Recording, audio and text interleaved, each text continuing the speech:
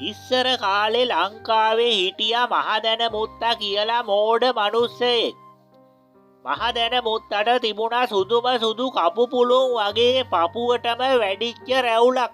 කළු කබායක් ඇඳගෙන ඔළුවේ නැමි පණාවකුත් ගහගෙන ඉන්න මහදැන මුත්තා ලොකු උගතෙක් වගේම පෙනුණා. මෙයා කොයි තරම් මෝඩ වුණත් නුවණැත්තෙක් කියලා සැලකූ අයත් හිටියා. යම් යම් ගැටලු විසඳා ගැනීමට උපදෙස් ගැනීමට බොහෝ දෙනා ආවා. ඉතින් මුළු රටටම දැනමුතුකම් දෙන මහදැන මුත්තට ගෝලියෝ 5 දෙනෙකුත් හිටියා. ගෝලියොත් ඉතින් මහදැන මුත්තා වගේම මෝඩයි. ලෝකේ ඉන්න ලොකුම නුවණැත්තා මහදැන මුත්තම තමයි කියලා මේ ගෝලියෝ විශ්වාස කළා. කොයි තරම් මෝඩකම් කළත් මේ අය හරිම හොඳ අය. ඒ විතරක්ද ගුරුතුමාට හරිම කීකරුයි. ගුරුවරයාගෙන් අහන්න නැතුව කිසිම දෙයක් මේ අය කළේ නැහැ. මේ ගෝලයෝ 5 දෙනාට දෙමව්පියෝ තිබුණත් ඒ නම් වලින් නම් ගමේ අය කතා කළේ නැහැ. ගමේ අය මෙයාලට එක එක නම් පට බැඳලා ඒ නම් වලින් තමයි කතා කළේ. ඉතින් වැඩිමහලු ගෝලයා තමයි පොල් බෑමෝණා.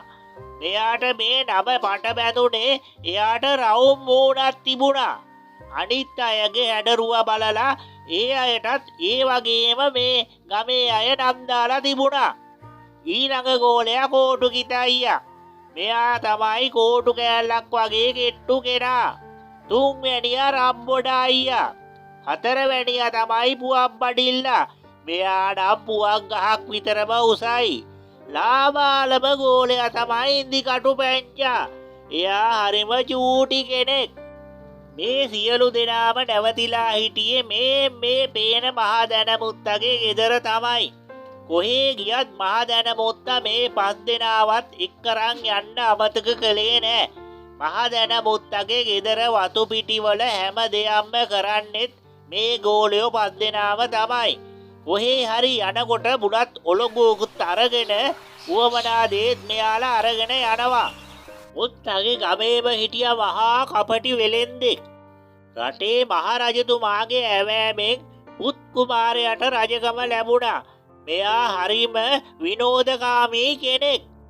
මේ රජතුමාට හිටිය මහා කපටි ඇමති මඩුල්ලකුත්.